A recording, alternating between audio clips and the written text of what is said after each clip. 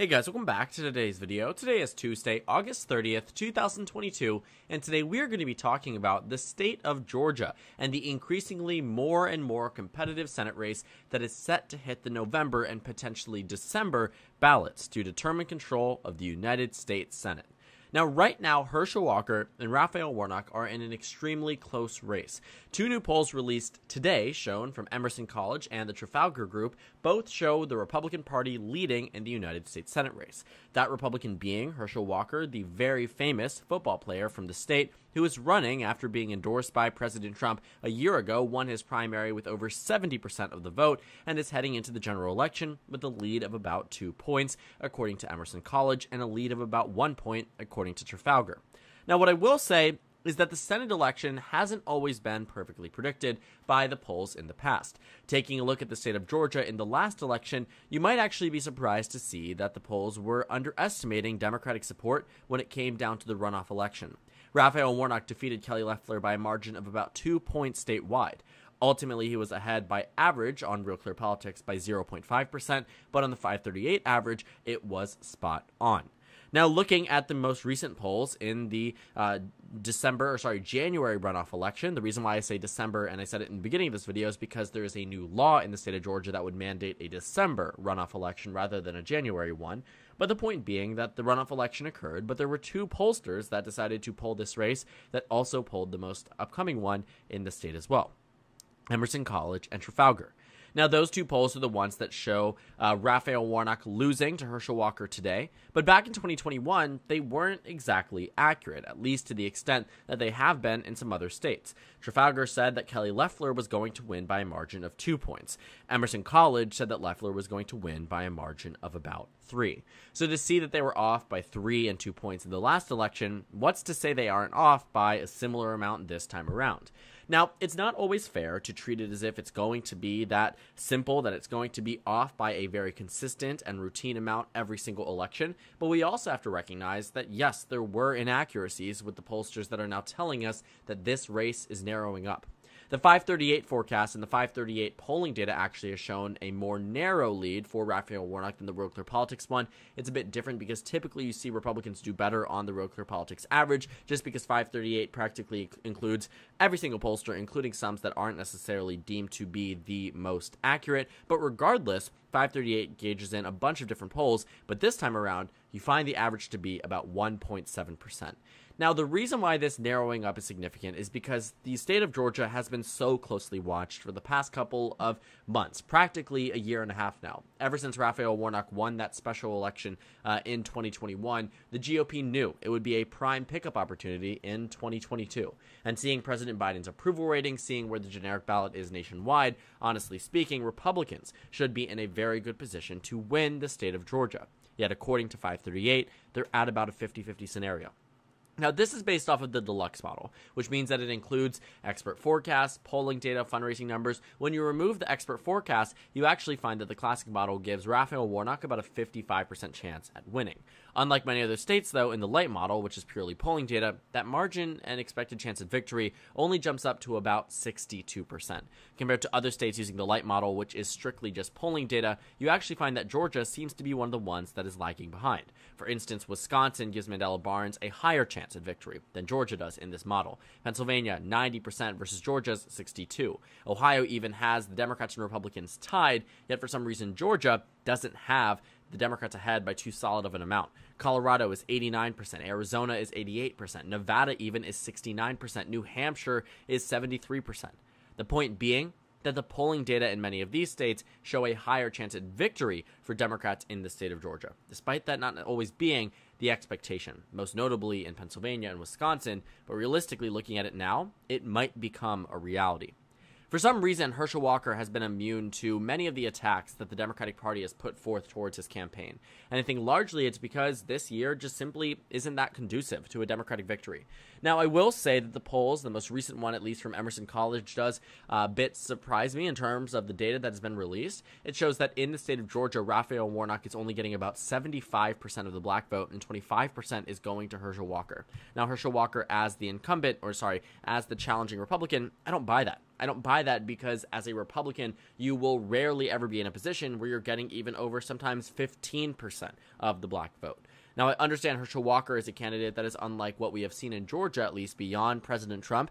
But what I will say is that that type of style, that level of campaigning, that different Republican campaign has actually proven to be detrimental to the GOP in the state of Georgia when compared to more traditional Republicans such as Johnny Isakson or Mitt Romney or John McCain, all of which outperformed Donald Trump in 2016 of all years, the year in which the GOP won a trifecta and flipped numerous states that had gone to the Obama administration to the Obama White House, even against candidates that outperformed Trump in the state of Georgia.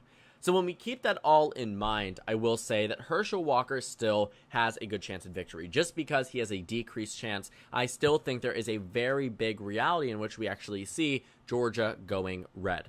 I have said this multiple times in the past, too, that if there was a different type of candidate within the race, for instance, Doug Collins, or maybe a more electable Republican, someone who's from the A-list, Georgia would be locked down. The only reason why Warnock is able to win in this state is, yes, because he is a good candidate, but ultimately because Herschel Walker simply isn't that strong. I will say that being at a 50% chance of victory in a swing district or a swing state definitely is good, but honestly, it should be 70-30 in favor of the GOP. It should be 80-20, knowing where our national environment is now based off of where it was back in 2020. Just something to think about. And the confidence in the Democratic Party extends less in Georgia than it does in many other states that are so important for the balance of power. For instance, in the state of Pennsylvania, as a Republican seat right now with a Republican incumbent, John Fetterman, the Democrat, has about a 76% chance of victory. The state of Wisconsin, Mandela Barnes is nearing where Herschel Walker and Raphael Warnock are tied at 50-50. Wisconsin, for a very long period of time, was a likely and lean red state. The state of Arizona shows Mark Kelly with a 71% chance at victory. The state of Nevada shows Cortez Masto with a 61% chance at victory. For a long period of time, I actually had the state of Nevada, and I still do actually, as a state less likely to go to the Democrats than the state of Georgia. That might have to change after some of the new data that has been released. And it isn't just that. I think we have seen for a very consistent period of time that the lead for Warnock was never going to extend beyond just a few percentage points. As you can see here on the 538 average, Raphael Warnock's largest lead ever within the state of Georgia was about 3 points statewide. Beyond that, you take a look at other states. What do you have? Ohio, which has the Democrats ahead. North Carolina, where they're even. These are states where you would never even expect Democrats to be doing well, but Georgia might be one of those. But even in states that should be more competitive than Georgia, based off of the incumbent and candidate quality, you have Nevada, +4 for the Democrats. Arizona, +8 for the Democrats. Pennsylvania, with a Republican incumbent, +9. To see a state such as Georgia, which was tried and tested in the 2021 election that ultimately ended up going to the Democratic Party, it is baffling, to say the least, to see that it is one of the most narrow races of this election cycle. Again, the polls in Emerson from Trafalgar were incorrect back in 2021, but for most cases, they were within the margin of error. Trafalgar had a 3-point margin of error. Warnock won by 2. Yes, it was off by 4, so off by just a percentage outside of its margin of error. The same thing is true with Emerson. But looking at that, it doesn't mean that I would entirely discredit the data that we see from these polls. But what I will say is that I am recognizing that there are some previous biases, ones that have been displayed well within the state of Georgia, ones that I would take into calculation when analyzing these polls. But I can't say at all it's good news for the Democratic Party. It also probably doesn't help that there is a governor's election going on at the same exact time within the state of Georgia, in which Brian Kemp has been dominating in the polls. You might have seen that Warnock is ahead in the polls in the Senate race, but in the governor's race, Brian Kemp has maintained such a substantial lead, especially relative to his last election. Georgia is moving in a leftward direction, so if he is truly set and determined to win this election by 6-7 points, that will be very good for Brian Kemp and potentially future Senate prospects.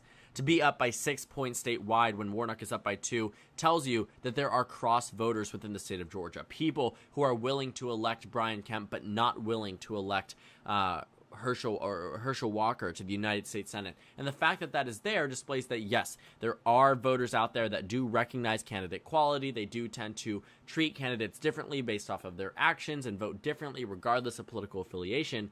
But none of it is necessarily good for the Democratic Party if the numbers continue to increase for Brian Kemp. It comes to a point where not everyone is willing to vote for the opposition party. There are Democrats out there that will never vote for a Republican, and vice versa. The reason why there are split voters is because about 20%, 30% of the Georgia population are swing voters, and they're going to vote for their respective preferred candidates, and they don't always align. But what I will say is that if Republicans start to raise the bar, start to raise their percentage and chance at victory in the governor's election, it's going to benefit Herschel Walker. The reason being that any type of boost for the GOP helps all of the down ballot candidates. Not only in the governor's race, not only in the Senate race, not only in the House race, but every single race where you would see a bump by a national change in sentiment, a statewide change in sentiment, and even a change in terms of each individual candidate. If Brian Kemp was losing to Stacey Abrams by 3 to 4 points, the same way that you've seen some polls show Walker down 3 to 4 points in the state of Georgia, well, we would be in a much more different position to a point where there wouldn't be that much consideration about Brian Kemp dragging Herschel Walker across the finish line, because that simply isn't going to be the case. Now, the forecasts haven't changed too dramatically in terms of some other predictors. Decision Desk HQ, which has a very good forecast, you can check that out yourself, shows that Raphael Warnock has about a 68% chance of victory compared to 32%. Now, similarly to FiveThirtyEight, they had the Republicans ahead for a period of time, but since then has moved in favor of the Democratic Party. On Predict It, we have to find to see what the numbers are telling us, but in the state of Georgia, the Republicans are starting to increase relative to where they were yesterday. Republicans were at 40 cents. Today, they're at 46. Democrats were at 62 cents. Today, they're at 57. You're talking about a 10% shift in terms of public expectation and sentiment, and yes, the numbers did shift away from the GOP over the past couple of months, but what I will say is that they might be on track to move back in favor of the Republican Party. I'm not going to use these two new polls as a strict determining factor as to what I expect to see from the state of Georgia, but what I will say is that there are things here indicating that the race is narrowing up relative to the strong lead that Warnock has been able to enjoy for the past couple of months. This is the first few polls in a while that have shown Walker ahead, and I will say that I do tend to trust them. I don't think they're going to be perfectly accurate. I still think that there's a very, very good shot that Warnock does win this election, but it definitely has become more difficult and definitely is in a position where now we have to take a look at it a lot more closely. I long thought that the closest election of this entire campaign was going to be the state of Nevada. I was determined to see it through, that this was going to be the state that we were watching hours on end through election night, through potentially election week, but that wasn't the case, or at least isn't the case at this point in time. The state of Georgia looks like it's shaping out to be one of the most competitive, if not the most competitive races this election cycle. And to even comprehend that there's a possibility that Wisconsin or Pennsylvania with Republican incumbents could potentially vote to the left of the state of Georgia this upcoming November is quite baffling, to say the least. This midterm environment is nowhere near what we've seen in the past.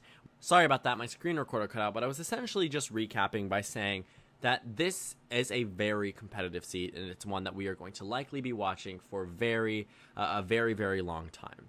The 2020 Senate forecast did indicate that the state of Georgia would go to Raphael Warnock, but that it would also go to David Perdue. There's no perfect accuracy when it comes down to this forecast, and it especially does not help that it's tied right now at 50-50 across one of the most hotly contested states this election cycle. We have to wait and see. Do the numbers get better for Walker? Do the numbers get better for Warnock? Who knows at this point in time? The generic ballot seems to be about a steady lead for the Democratic Party nationwide. That could change as time goes on, but President Biden's approval rating, fortunately for Democrats, is on the up and up.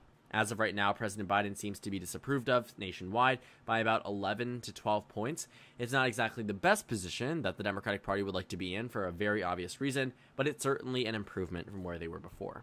And when you actually expand that on to what the difference is based off of just voters, likely or registered voters, the lead here for the disapprove over the approve is about 10 points. It's the best showing for the Democratic Party in literal months in all of 2022, and it's something that the Democratic Party should be happy about, but definitely needs to continue and maintain into November if they want a chance at winning many of these Senate seats. It's crazy to think about, but the state of Georgia might be more out of reach for the Democratic Party than states like Pennsylvania or potentially even Wisconsin. To think of that as something that is now our reality has really changed the way that I look at the 2022 midterm elections, and definitely changed the way that I look at the expectations and who I expect to win this upcoming November. So thank you guys so much for watching this video. Make sure to comment down suggestions below. Subscribe on the left if you haven't already, and check out the Instagram and Twitter. At the bottom left of the screen, there's also a Discord server for you to go ahead and join. On the screen, there's a video you can watch, and then a playlist for my 2022 Senate election analysis videos. Again, thank you guys so much for watching, and I will see you all later today. Sorry, tomorrow.